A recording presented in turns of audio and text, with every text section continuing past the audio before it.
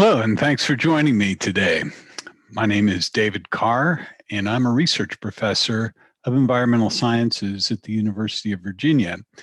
And today, I'd like to talk about Blandy Experimental Farm, where I serve as the director.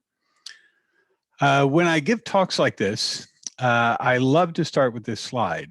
This is the entrance sign to Blandy as it existed in about 1997 when I first arrived. And the thing I love about this sign is all the different names that you see: the State Arboretum of Virginia, Orlandy White Arboretum, Blandy Experimental Farm, and the University of Virginia. And to many people, they look at a sign like this and they look at all those names and they think that this is an organization that maybe has an identity crisis. But in fact, we are all these things, and each of these things represent a different part of our history and maybe a different part of our mission. And so to really understand what Blandy Experimental Farm is all about, I've always found it helpful to go back in time and look at how Blandy has developed.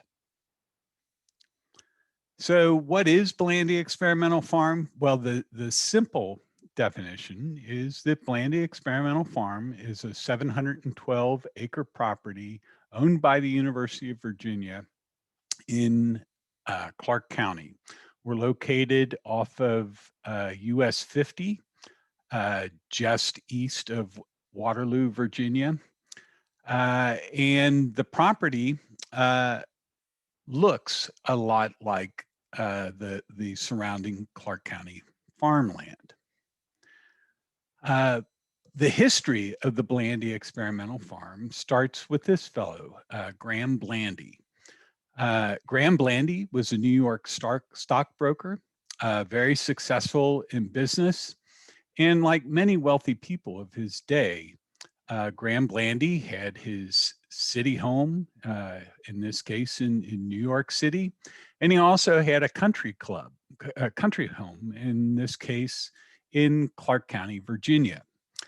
Graham Blandy bought the Tuileries estate in Clark County, including this beautiful mansion, and over the course of time accumulated over 1,000 acres. Graham Blandy farmed this land.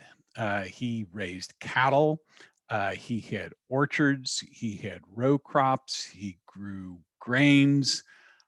He was very much a gentleman farmer, like many wealthy people in his day. When Graham Blandy died in 1926, his will specified that 712 acres of his estate, go to the University of Virginia to educate boys in farming in the various branches. Now, if you are a lifetime resident of Virginia and you wanted to learn anything about farming, you probably wouldn't have gone to the University of Virginia. There's another university in the state of Virginia that is maybe a little bit better equipped to educate boys about the arts of farming. But the university accepted this very generous gift from Graham Blandy, and they took possession of the property. The property was old farmland from the days of the Tuileries estate. It didn't have much in the way of buildings on it, but it had this building, which was the slave barracks prior to the Civil War, and the University of Virginia saw some promise in it, enough promise that they were able to hire away a promising young geneticist from the Brooklyn Botanic Garden by the name of Orland White. Dr. White was hired into the Department of Biology at the University of Virginia so that he could serve as the first director of the Blandy Experimental Farm, beginning in 1927. Dr. White refurbished the old building at Blandy and converted the lower floors into laboratories and the upper floors into dorm rooms. He began to bring graduate students up to Blandy to conduct research. And interestingly, he began to plant trees, and a little bit more about that in just a few moments. Dr. White planted trees for various reasons. He planted trees from all over the world, bringing them to Virginia to find out which species might be hardy here. He had a particular interest in trees of the Southwest. These are Arizona cypress. He was so fond of these trees that after he died in 1972, his ashes were scattered at the base of these Arizona cypress. Graham Blandy planted a huge ginkgo grove, one that to this day is still one of the largest groves of ginkgo trees outside of China and Japan. It's a spectacular collection of ginkgos and one of our biggest attractions every late October and early November. He planted the ginkgo trees to learn about the genetics of sex determination in trees. Ginkgos are unusual in that they exist as both males or females. In this case, this is a female ginkgo tree producing these globular fruits. But the main reason that Orland White planted all these trees was that he needed chromosomes. So in the 1920s and 1930s, we did not yet know that DNA contained the genetic information for inheritance. But we did know that genes resided somewhere on the chromosomes. And Dr. White hoped that by understanding the chromosomes of trees, we might better understand their evolutionary origins and how different trees and different plants are related to one another. But in order to get chromosomes out of trees, you need living plant material. And so Dr. White needed to bring trees from all over the world for his students to use in their genetic studies. The research program at Blandy under Dr. White's guidance continued to grow, and as it grew, he needed more space. And in 1941, he put on a major addition to the quarters building, including what is now the center and west wings of the quarters. More laboratory space, more dorm space, a new kitchen, a library, and a dining room were all included in this renovation. I haven't talked a lot about farming. Dr. White was a plant geneticist. He was not really an agricultural professor, but he trained geneticists as PhD students who then went on to universities, especially throughout the southeastern United States, to become the geneticists in agricultural departments. And so perhaps indirectly, Dr. White really was living up to Graham Blandy's original bequest.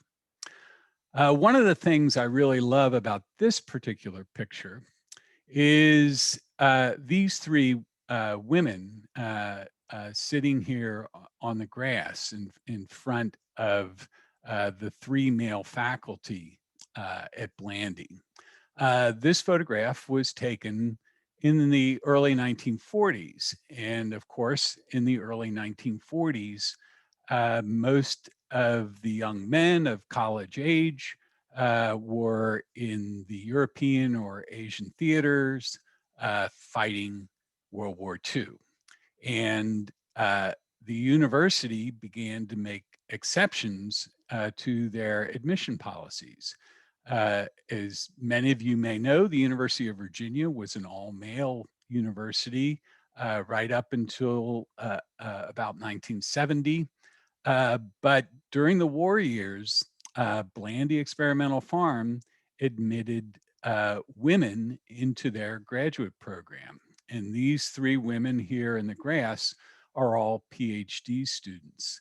I've read about Dr. White and Blandy in this era, and Dr. White admitted that he opposed the admission of women into the biology graduate program.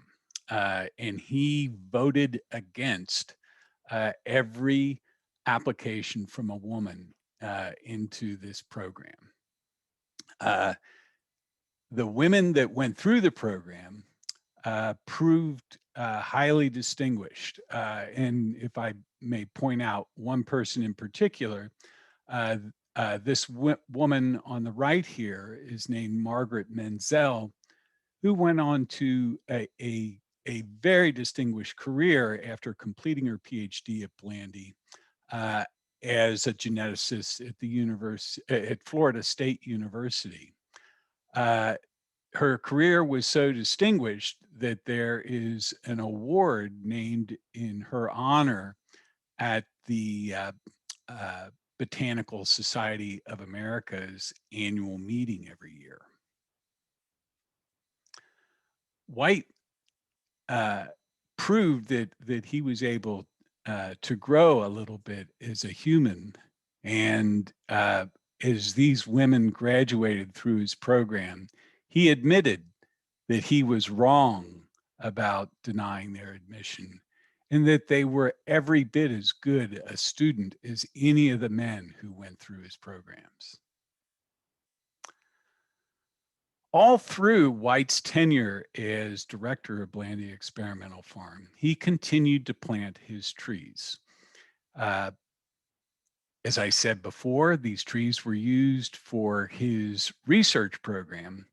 But one of the things I really admire about his approach was if I were doing this, if I were creating a research collection of trees, it would probably look like an orchard. But White had an amazing sense of landscape design, and he landscaped Blandy's property with his research collection. The trees were not planted without some scientific order. In fact, if you pay attention to how the trees are laid out in the Arboretum, what you'll find is that they are grouped according to plant family and based on the system that museums used in the 30s, 40s, and 50s to order the sequence of plants in their herbarium. So it's an amazing scientific collection of plants from families of plants throughout the world. One of the other amazing things to me about White and his sense of landscape is that Dr. White retired in 1955. And the photo here on the left is a photo looking back at the quarters from 1949. And here on the right is a photo that I took in 1999, shortly after I arrived, from approximately the exact same spot. in the Arboretum, looking back at the quarters. And what's very clear to me is that this beautiful collection of conifers that we have around the quarters, uh, the gap that you can see through the trees so that you can see the building, not visible in this particular photo, but the alley that separates the conifer collection and visualizes the terraces. None of that really would have been evident by the time White retired in 1955. He had the vision of what this landscape might look like in the 1990s, but he probably never lived to really see it in its full glory as we know it today. After White retired in 1955, his successor was another plant geneticist, Ralph Singleton, that the University of Virginia hired away from the Brookhaven lab. Ralph Singleton was a plant geneticist, but had a very different interest than White. In some ways, he was a better fit for Blandy's mission for agricultural research because he was very interested in breeding corn. He had made a reputation for himself in developing varieties of hybrid corn. But by the time the University of Virginia hired Singleton away from Brookhaven, his research had taken an interesting, maybe you'd say colorful turn. So in the mid 1950s, the United States is in the middle of the Cold War.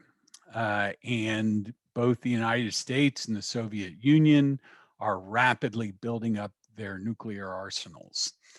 In 1953, Dwight Eisenhower gives an address to the United Nations that becomes known as his Atoms for Peace speech. And it initiates the Atoms for Peace program. Eisenhower's idea was that despite all the horrible possibilities of nuclear energy in the form of nuclear weapons, nuclear material perhaps held great promise in medicine, engineering, agriculture, and biology. And he began a program to support research on the peaceful use of radiation. And Ralph Singleton joined the Atoms for Peace program and got funding to create a radiation lab at Blandy Experimental Farm. So here are some of the atomic researchers at Blandy in the 1950s in what became known as the radiation pit. And so under this big block of bricks deep underground here is a huge radioactive cylinder of cobalt. What these researchers would do is place corn plants around at different distances away from this cobalt source, leave the pit, and then remotely raise the cylinder of radioactive cobalt out of that pit and irradiate those plants. The hope was that the radiation would produce new genetic mutations, some of which might be useful for plant breeding to produce more hardy or more drought resistant or more insect resistant or generally better yielding varieties of corn. And that was Singleton's research program for his 10 years as director of Blandy Experimental Farm. When Singleton retired in 1955, the biology department reconsidered Blandy and decided that the future of biology uh, lent more towards cell and molecular biology, and they saw very little use for this large farm property up in Clark County, Virginia. And so the biology department very suddenly pulled out of Blandy, and from 1955 until the 1980s, or 1965, sorry, and through the early 1980s, Blandy was essentially mothballed. There were no university programs at Blandy. There was no research conducted at Blandy. And about the only interesting things going on at Blandy during that period of time were weddings. That all began to change in the early 1980s when a young professor in the newly formed Department of Environmental Sciences, Ed Connor, rediscovered Blandy and thought that it had great potential as an ecological field station. And so Dr. Connor wrote a proposal to the university to move Blandy Experimental Farm under the guidance of this new Department of Environmental Sciences and create an ecological field station at Blandy. Ed Connor uh, uh, began to hire faculty who would be stationed up at Blandy.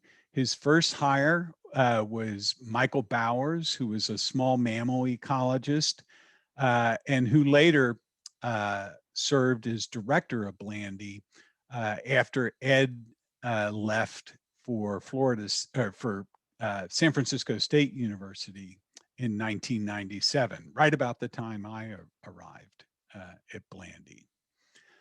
But the two of them, along with a third faculty, Chris Sacchi, who was hired to become the curator of the Arboretum, began to breathe new life into Blandy and bring undergraduate and graduate students back to Blandy, start courses again at Blandy, and begin to create a new academic community at Blandy Experimental Farm.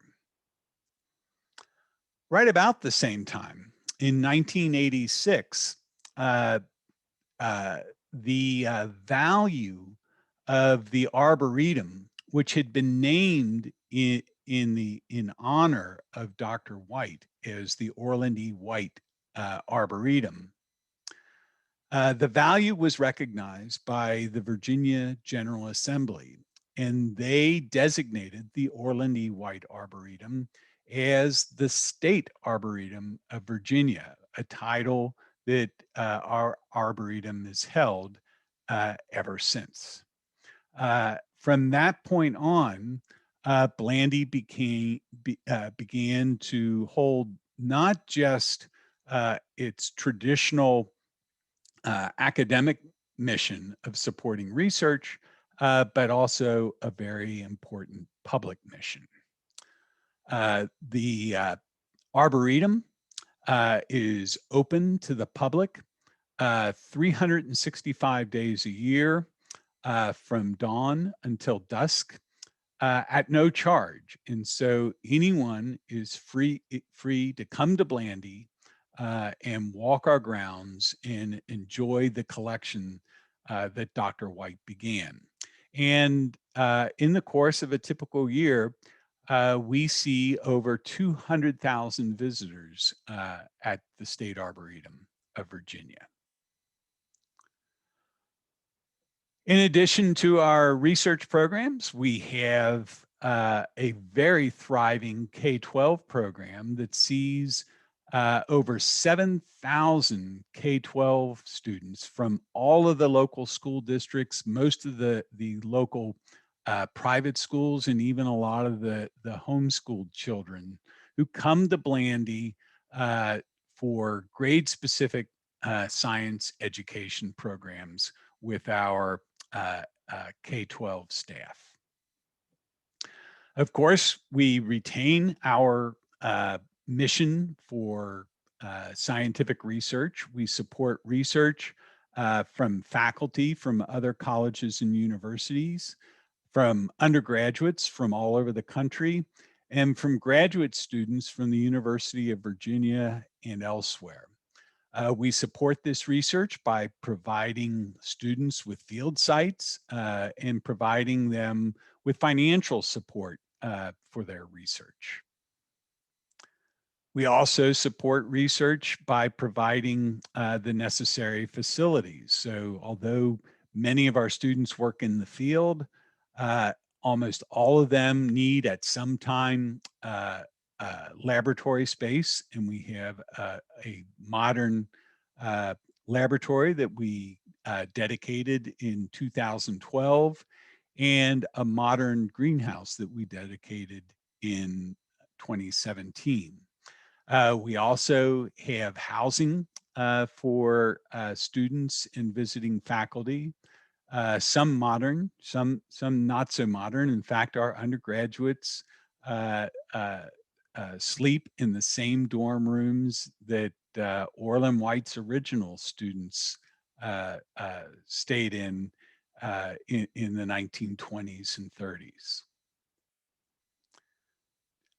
In a typical summer, we have between 30 and 35 researchers from all over the countries who spend their summer at Blandy conducting research in ecology on plants, insects, birds, small mammals, turtles, frogs,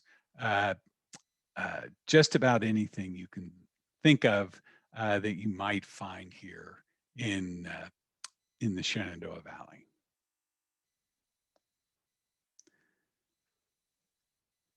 As I said, in addition to our traditional academic mission of supporting research and training of students, we have a very public mission.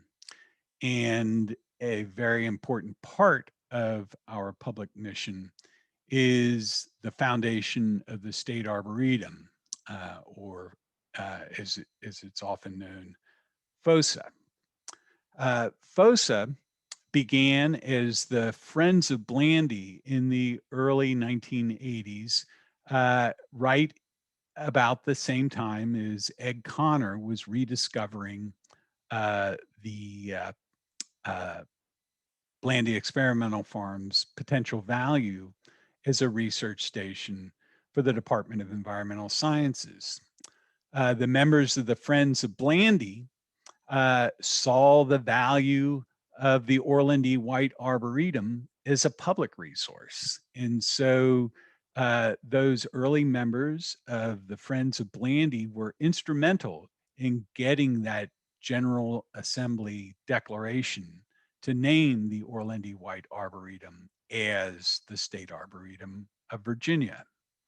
The foundation of the State Arboretum is crucial for providing volunteer opportunities for gardens, volunteer opportunities for events and other programs. The foundation is a critical part of fundraising for the Arboretum and other Blandy programs. The foundation also puts on most of our major events during the course of the year. Their biggest event is Garden Fair on Mother's Day weekend. And Garden Fair features a wildly popular plant sale. The foundation puts on many different public programs, including our very popular Firefly Festival. Workshops such as gardening workshops and summer nature camps for young school-age children who get to work with the young researchers, undergraduate and graduate researchers that we have at Blandy. And of course, our longest running public program at Blandy are the holiday workshops that take place in early December every year. So here we are, sort of back where we started. This is the front entrance sign as it exists today. It looks a little bit different from that 1997 vintage sign, but there's still a bunch of names on there. The State Arboretum of Virginia, Blandy Experimental Farm, and the University of Virginia. But hopefully now you'll understand why all three of those names are important to us, and understand what each of those have to offer. I hope that you also might consider not only coming to visit Blandy Experimental Farm if you haven't done so already. As I said, we're open 365 days a year from dawn until dusk at no charge. But I hope you might also consider supporting the work that we do at Blandy and the activities that we provide the public by joining the foundation of the State Arboretum. I'd like to thank you for your time, and I hope you've enjoyed this lecture, and I wish you a pleasant 2021. Thank you for inviting us to talk to your community.